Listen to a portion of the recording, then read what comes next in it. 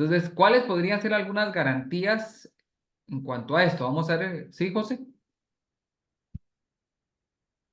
Perdón, licenciado, iba a decir que ah, podríamos decir que el derecho de defensa, ya que si el Estado privatiza lo que es los ríos, prácticamente está violentando los derechos de la población, porque ya no podrían utilizar los ríos, simplemente no.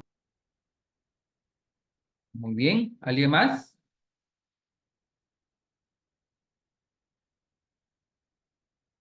Hay varios acá. Ustedes vieron en derecho administrativo. Tuvieron que haber visto alguno de estos temas. Sí, Joana.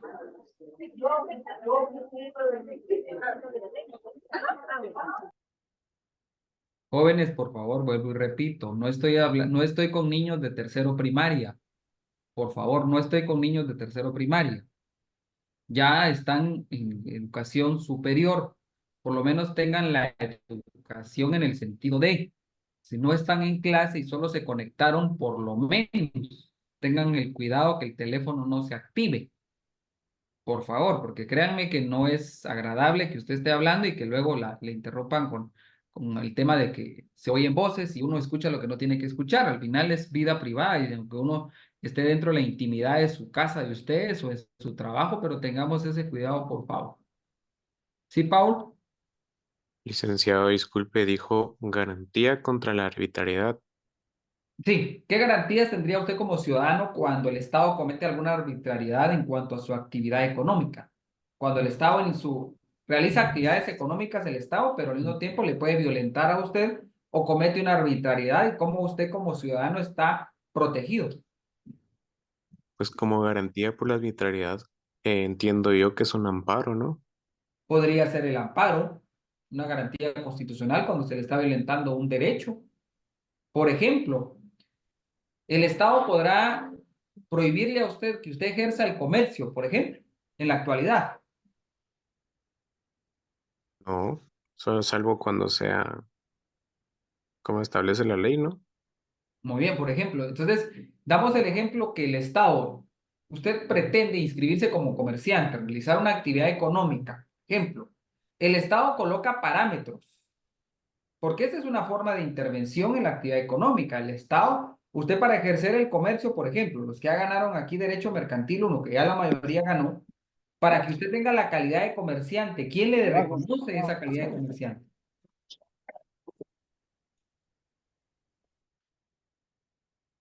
¿Quién se la reconocerá a uno? ¿Quién es el ente administrativo que reconoce la calidad y le otorga la calidad a usted de comerciante? El registro mercantil, muy bien, el registro mercantil. Ahora bien, el registro mercantil es un ente administrativo. Es ahí donde el Estado participa en materia económica, porque sin querer está dando determinadas directrices en cuanto a la actividad económica. Ahora bien, ¿podrá el registro mercantil prohibirle a usted inscribirse como comerciante individual, como comerciante social? ¿Habrán limitaciones al ejercicio del comercio en Guatemala?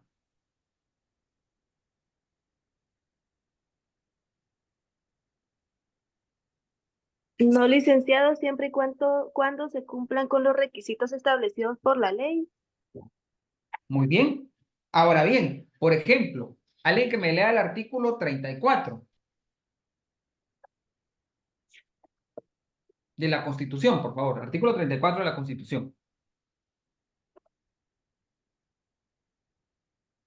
Artículo 34, derecho Sí, de por favor.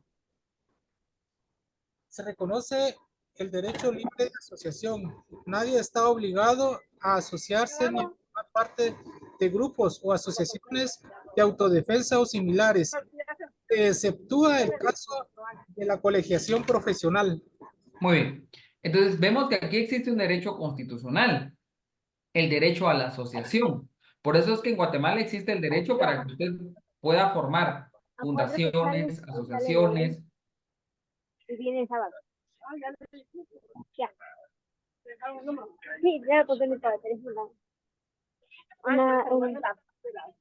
Licenciado, con micrófono. Sáquela, licenciado, porque a nosotros sí nos interesa su clase.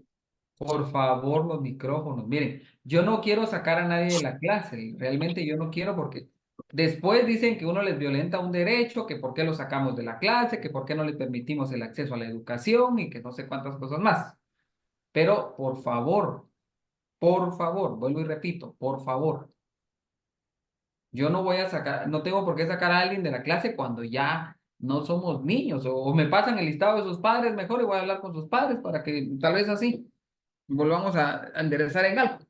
Bueno, entonces les decía, el derecho a la asociación es un derecho constitucional. Dentro de la actividad económica, el Estado sí puede participar. ¿Cómo participa? Por ejemplo, el derecho a la libre asociación que usted tiene está sujeto, si es cierto, a ciertos formalismos o, en su caso, ciertas instituciones administrativas que son las encargadas de la autorización y la supervisión. Por ejemplo, en el caso de una asociación, una fundación, una ONG, ¿quién es el ente encargado de la autorización? Por ejemplo, ¿quién será? ¿Quién es derecho administrativo?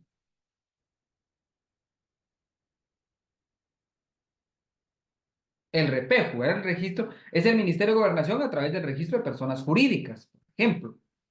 Ahora bien, en el caso del punto de vista de comercio, comerciantes, sociedades, las sociedades mercantiles, las sociedades civiles, cualquier tipo de organización, existe un derecho constitucional que usted lo puede ejercer libremente. Claro, el Estado interviene, sí. Interviene simplemente determinando ciertas instrucciones o en su caso darle validez, pero no puede limitarle a usted el derecho como tal, porque es un derecho constitucional. Si el Estado en su caso hiciera esto, está cometiendo una arbitrariedad hacia el ejercicio del comercio, por ejemplo, o el ejercicio de una actividad comercial, que incluso el derecho al comercio está regulado. Alguien que me lea, por favor, el artículo 43 de la Constitución. Artículo 43. Libertad de industria, comercio y trabajo. Se reconoce la libertad de industria, de comercio y de trabajo, salvo las limitaciones que por motivos sociales o de interés nacional impongan las leyes. Muy bien, entonces aquí encontramos que el derecho constitucional a la industria, el comercio y el trabajo son derechos de carácter constitucional. ¿Sí participa el Estado? Sí, el Estado no me limita, simplemente lo que va a hacer es regularizar la actividad comercial, la actividad industrial, regular el tema de trabajo, pero no puede cometer arbitrariedades. En el momento en que el Estado comete una arbitrariedad, es ahí donde deben existir esas garantías hacia un ciudadano, porque en el imperio que tiene el Estado tampoco puede existir arbitrariedad. Y como bien decía Pau, en el caso de la garantía más próxima, en el caso de la violentación de un derecho, es el amparo. Si nos vamos, por ejemplo, a lo que establece el artículo 265, ¿qué establece el 265 de la Constitución?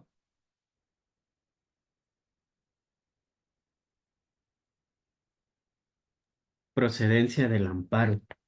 Se instituye el amparo con el fin de proteger a las personas contra las amenazas de violaciones a sus derechos o para restaurar el imperio de los mismos cuando la violación hubiere ocurrido. No hay ámbito que no sea susceptible de amparo y procederá siempre que los casos, que los actos, resoluciones, disposiciones o leyes de autoridad lleven implícitos una amenaza, restricción o violación a los derechos que la Constitución y las leyes garantizan. Muy bien. Ahora vamos a leer otro, por favor. Nos vamos a la ley de amparo. ¿Alguien que tenga su ley de amparo?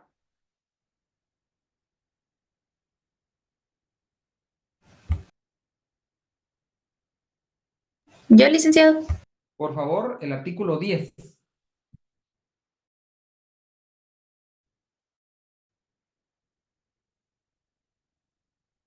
Artículo 10.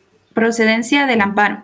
La procedencia del amparo se extiende a toda situación que sea susceptible de un riesgo, una amenaza, restricción o violación a los derechos que la Constitución y las leyes de la República de Guatemala reconocen, ya sea que dicha situación provenga de personas y entidades de derecho público o entidades de derecho privado. ¿Sigo? Por favor. Toda persona tiene derecho a pedir amparo, entre otros casos. Literal A. Para que se le mantenga o restituya en el goce de los derechos y garantías que establece la Constitución o cualquiera otra ley. Literal Paremos B. hasta ahí. Muy Ahora bien. vamos a ver, leamos ahora la literal F, por favor. Literal F. Cuando las peticiones y trámites ante autoridades administrativas no sean resueltos en el término que la ley establece, o de no haber tal término en el de 30 días una vez agotado el procedimiento correspondiente, así como cuando las peticiones no sean admitidas para su trámite. Muy bien, literal H. Literal H. En los asuntos de los órdenes judicial y administrativo que tuvieran establecidos en la ley procedimientos y recursos por cuyo medio puedan ventilarse adecuadamente de conformidad con el principio jurídico del debido proceso. Si después de haber hecho uso el interesado de los recursos establecidos por la ley, subsiste la amenaza, restricción o violación a los derechos que la Constitución y las leyes garantizan. Muy bien. El amparo es una de las garantías. ¿Qué otra garantía podríamos tener?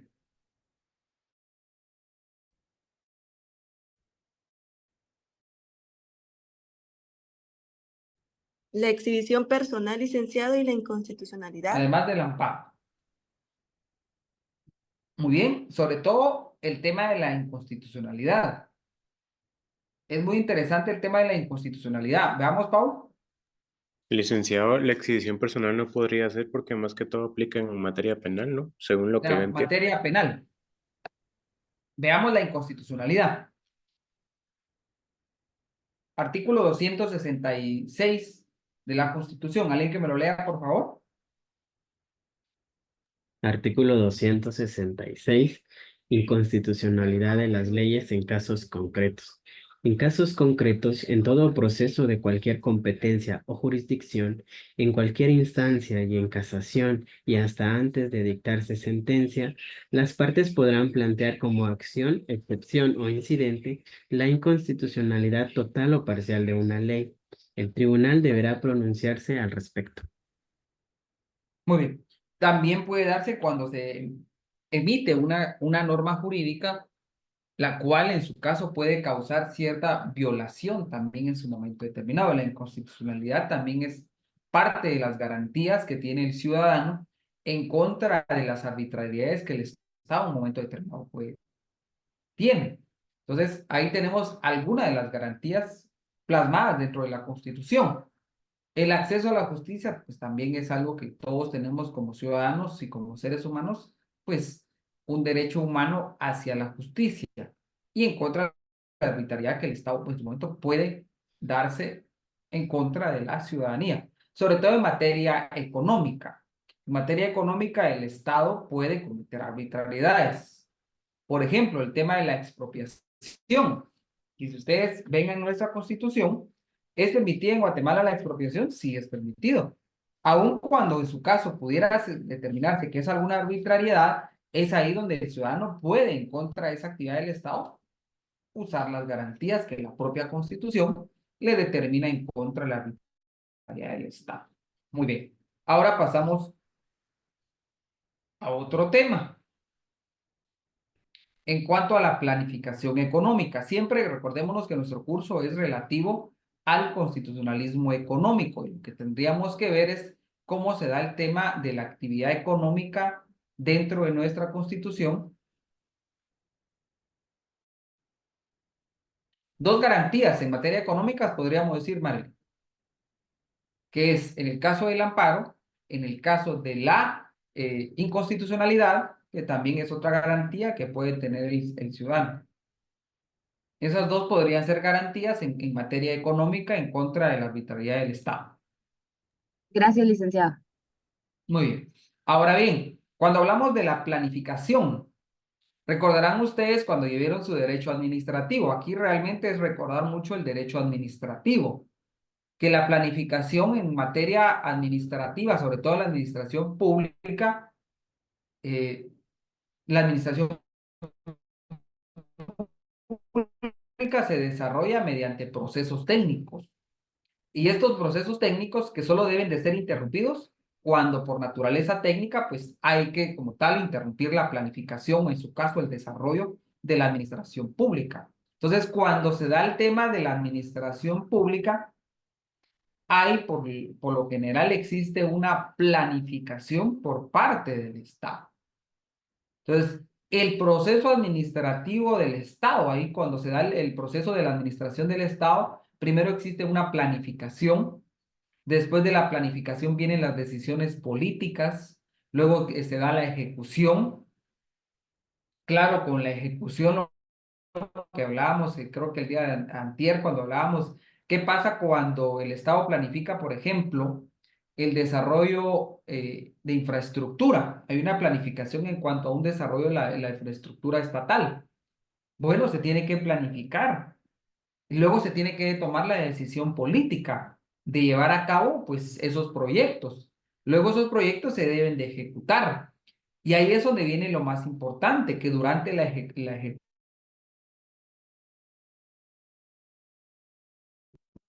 ejecución es en el apoyo.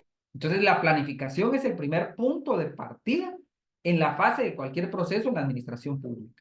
Entonces, la planificación es algo que no puede hacerse a un lado dentro del Estado o dentro de la actividad estatal y sobre todo dentro de la actividad administrativa del Estado. Cuando hablamos de planificación, para ustedes, ¿qué es planificación?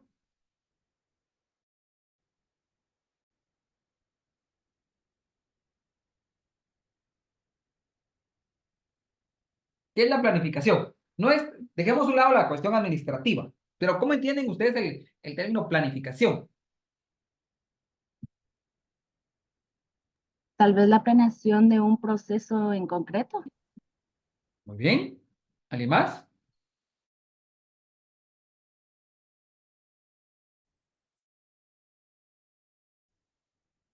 La organización y Cuando usted dice voy estructuración a de algo, de planificar. alguna actividad.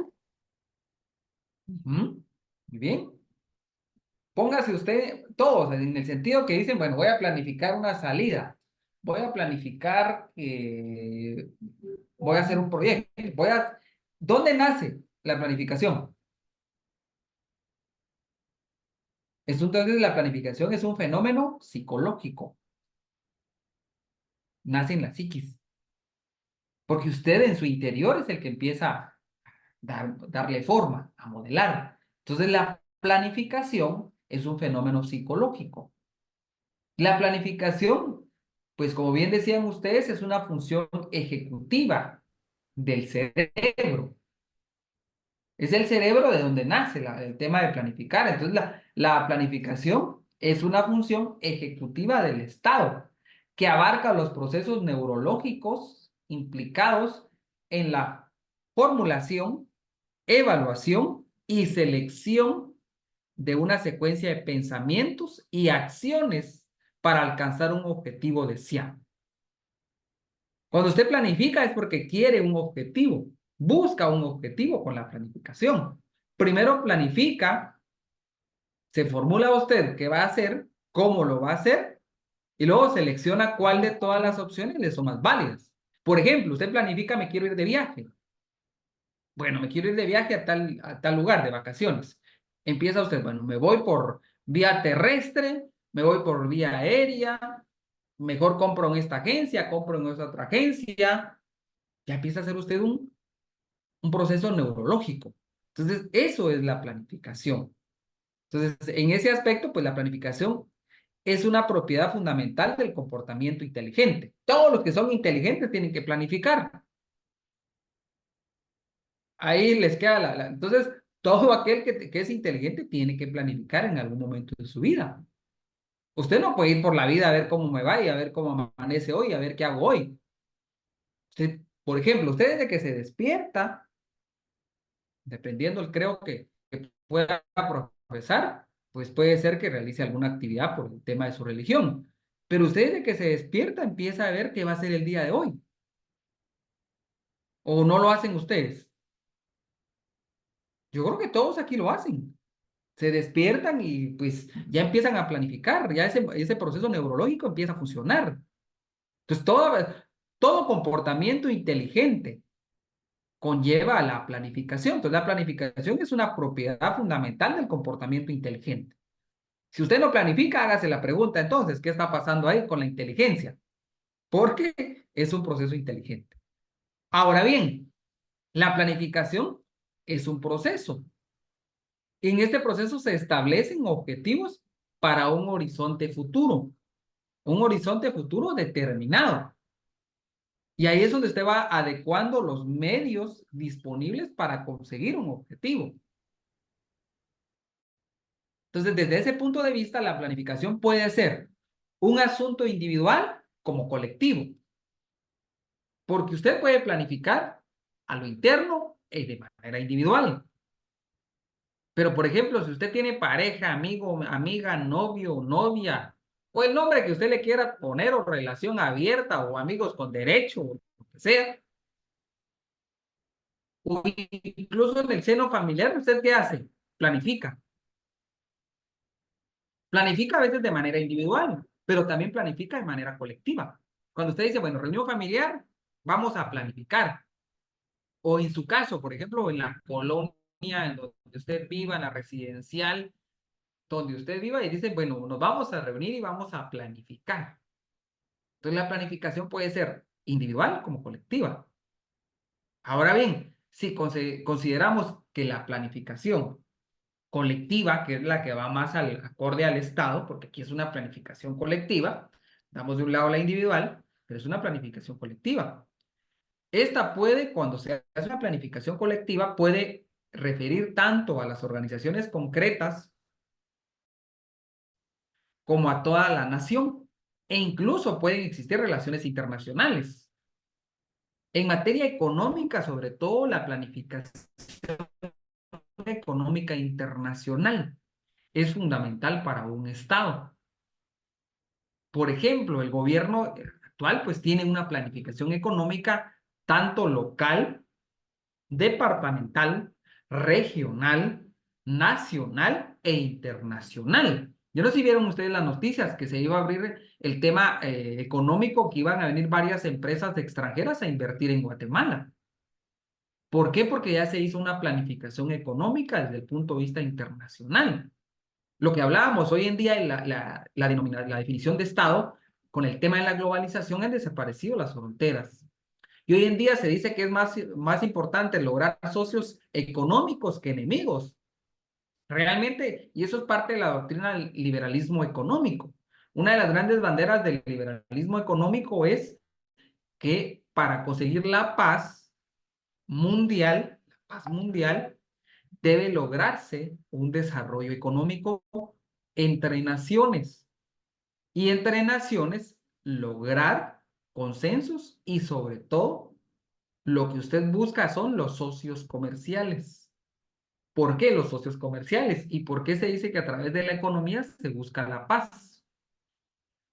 Ustedes creerían, por ejemplo, en China existen, en su caso, empresas o industrias americanas. ¿Hay industrias en China desde Estados Unidos? Sí. ¿Creerían ustedes que Estados Unidos se animaría a bombardear China sabiendo que tiene intereses comerciales en ese país? No lo haría, porque estaría atacando sus propios intereses.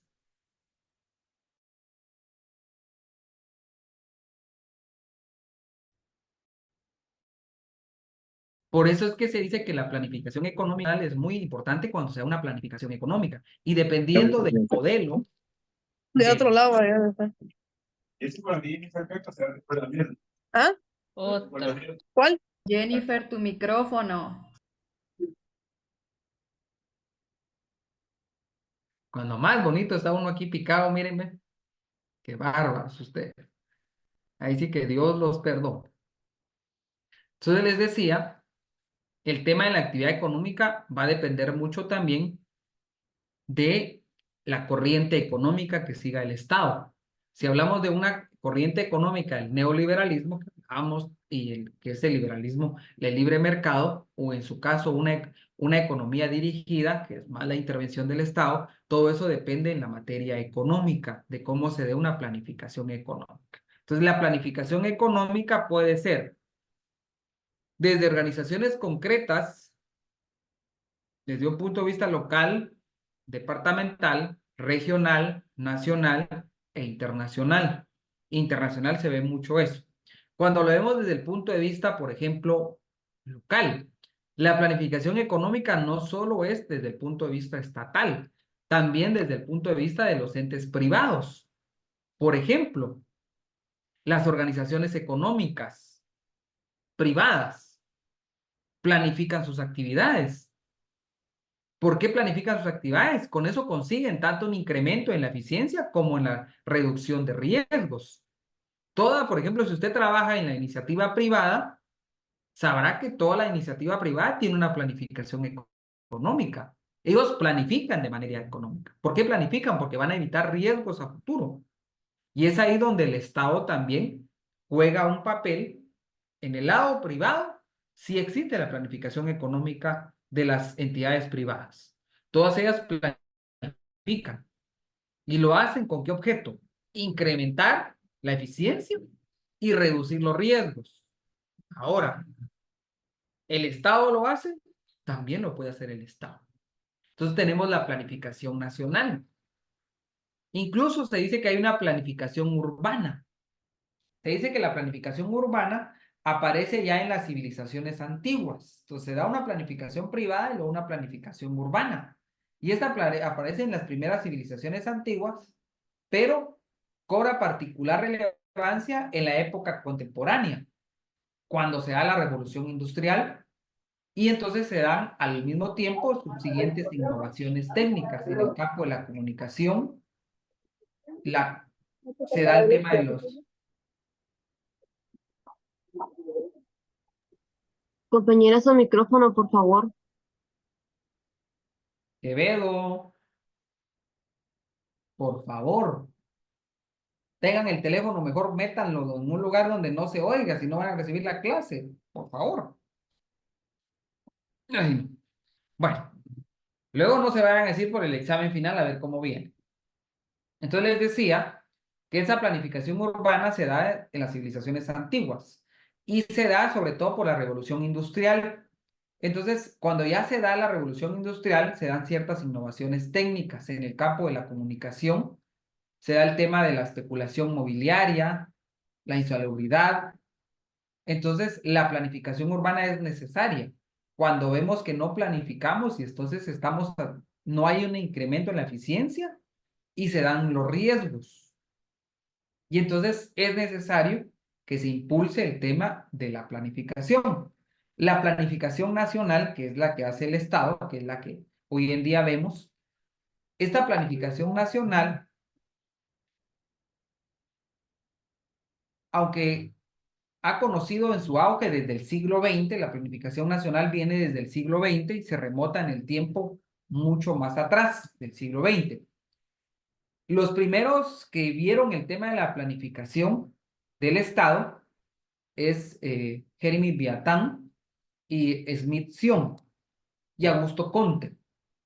Ellos son los tres estudiosos en cuanto a la necesidad por parte del Estado de la planificación económica. Cada uno pues va a depender del tema ideológico en su momento para determinar qué planificación es la que es más viable o rentable para un Estado. Y es así que se dan ciertas formas de planificación. Entonces, la planificación va a depender de el tema ideológico en su momento, aunque hoy en día se dicen que las ideologías ya no tienen tanta preeminencia como antes. ¿Sí, Marilyn? Disculpe, licenciado, ¿podría repetir los tres estudiosos que vieron la necesidad de la planificación? Está Jeremy Beattam, Smith-Sion y Augusto Comte.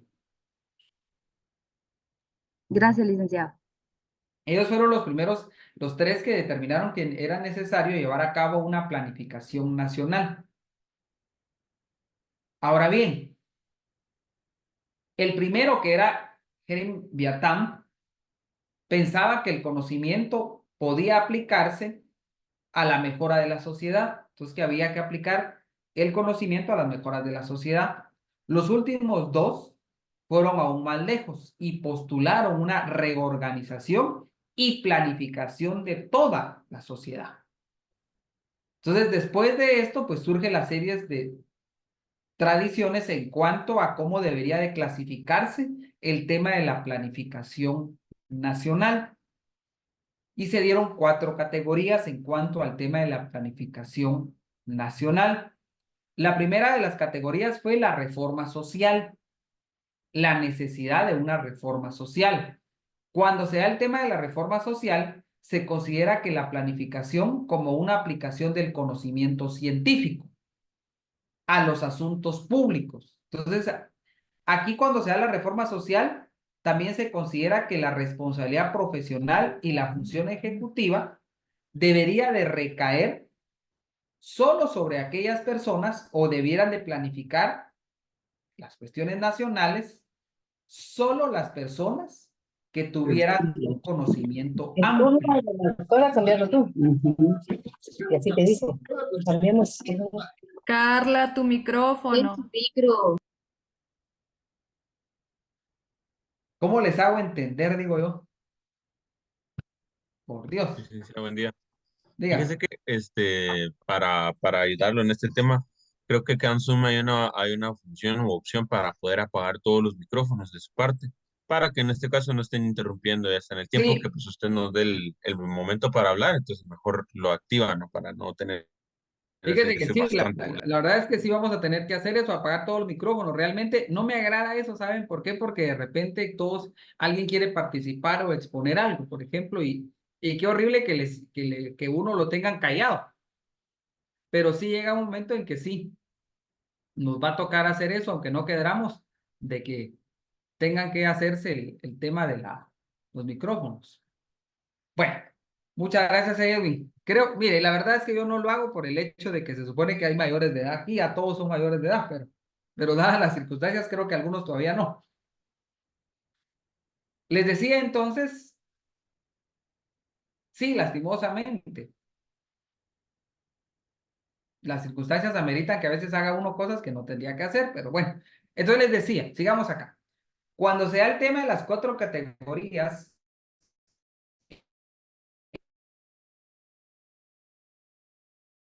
en cuanto al tema consideraba que la planificación nacional tenía que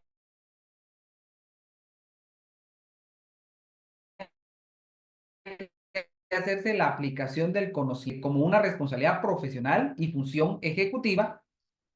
Entonces, por lo tanto, en el ámbito de la planificación estaba protegido por instrumentos y al mismo tiempo había una intervención de los políticos y de la gente corriente. Y entonces, ¿qué pasa acá? No se daba una planificación como tal, porque los políticos, con todo el respeto a los políticos, muchas veces de científicos o profesionales, a veces no tienen mucho. Entonces, la reforma social lo que pretendía era que la planificación nacional no la llevaran a cabo los políticos, sino que fueran los profesionales, desde un punto de vista científico, quienes tendrían que llevar a cabo la planificación. Y eran ellos los que tenían que planificar el tema administrativo, la administración pública. Eso se da a través de esa reforma social. Luego se da la segunda categoría en cuanto al tema de la planificación nacional. Es el análisis de las políticas. Cuando se da el tema de los análisis de las políticas, se recordarán que las políticas son instrumentos que utiliza el Estado. El Estado, cuando planifica, toma decisiones políticas y ejecuta, están muchas veces llevando a cabo políticas públicas. Entonces, las políticas públicas son instrumentos en los cuales se materializa la actividad estatal. Ahora bien, con el tema de la planificación nacional, se hace necesario hacer un análisis de las políticas, que muchas veces estas no tienen una postura filosófica como característica. Muchas veces solo sirve para centro de poder de grandes corporaciones y del Estado. En mayoría de casos esas políticas, y entonces esas políticas públicas muchas veces no llevan una teoría científica. No buscan, en su caso, mejorar y buscar soluciones a través de la ciencia. Aquí realmente esos estudiosos lo que pretendían era que la planificación nacional realmente se llevara a cabo por personas doctas y por personas que conocieran cuestiones científicas, que fueran profesionales, y no simplemente que la planificación la llevara a cabo personas que en muchos casos desconocen el tema estatal. Entonces, se da primero el tema de la reforma social, luego se da el tema de las análisis de las políticas, que realmente estas políticas se pudiera identificar y calcular con precisión si estaban o no realizando mejoras y soluciones. Si no, pues implementar la ciencia. Hay una tercera categoría que es el aprendizaje social. Y el aprendizaje social se basa en las teorías pragmáticas o marxistas. La pragmática. Ahora bien, este aprendizaje social considera que el conocimiento, no como unos bloques, van atacando y alistándose en la construcción de la sociedad. El marxismo lo que busca desde el punto de vista económico es que todo deviene de la economía. Y entonces, si se mejora la economía o la distribución económica, se supone que se mejora la sociedad, se da una mejor construcción social. Y esto se da a través de la experiencia y se valida en la práctica. Esto es lo que se denomina el aprendizaje social, que significa que en la planificación nacional se tiene que ir realizando los actos propiamente de la planificación, se va implementando y en la implementación se va adquiriendo experiencia en esa práctica. Y así es como se va mejorando una sociedad.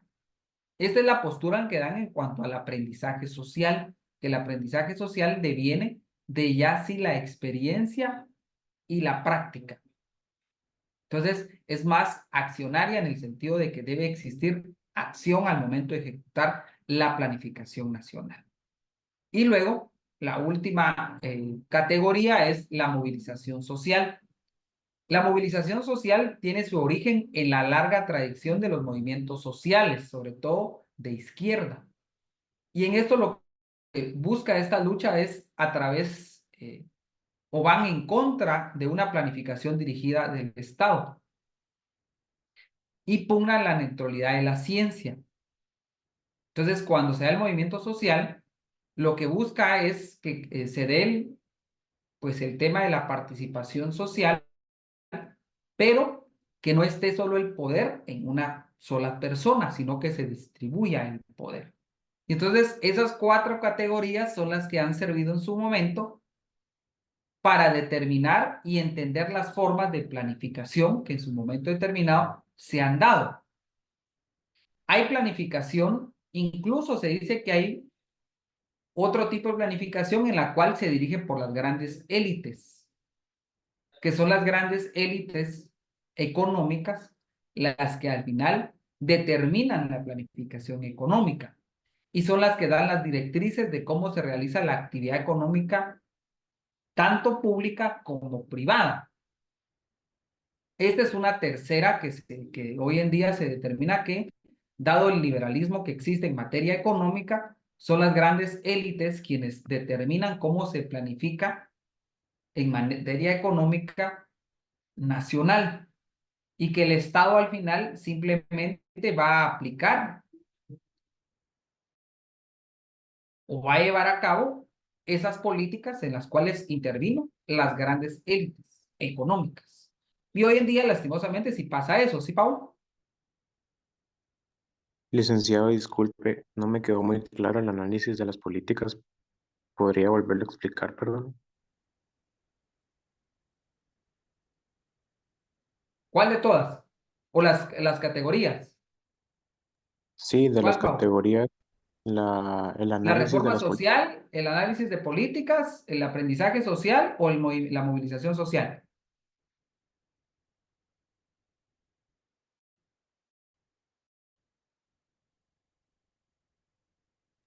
¿Me escucha, Alec? Perdón. No le escuché cuál, solo le dije las 4, pero no sé Políticas. cuál de esas.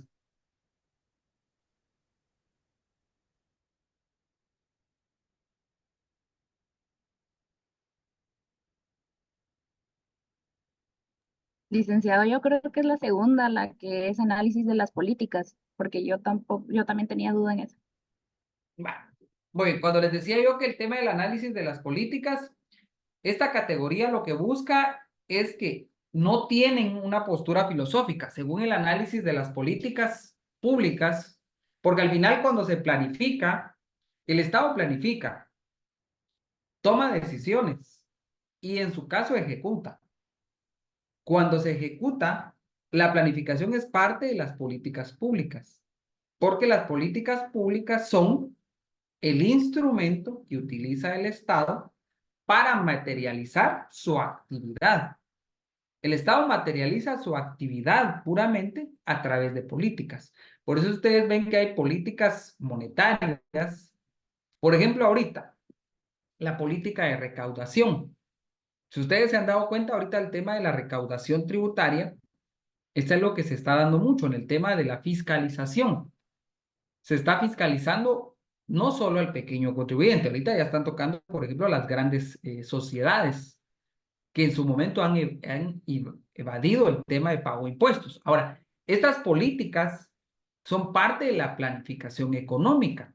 Por ejemplo, el Estado cuando planifica en materia económica va a planificar el tema de la recaudación como parte de su planificación económica. Tenemos que recaudar y luego esa recaudación tiene que irse en mejoras de los servicios sociales o la prestación de servicios sociales a través de políticas públicas. Ahora bien, el análisis de las políticas como parte de esa categoría de la planificación nacional establece que se debe hacer un análisis de las políticas, porque muchas veces esas políticas no tienen una postura filosófica característica.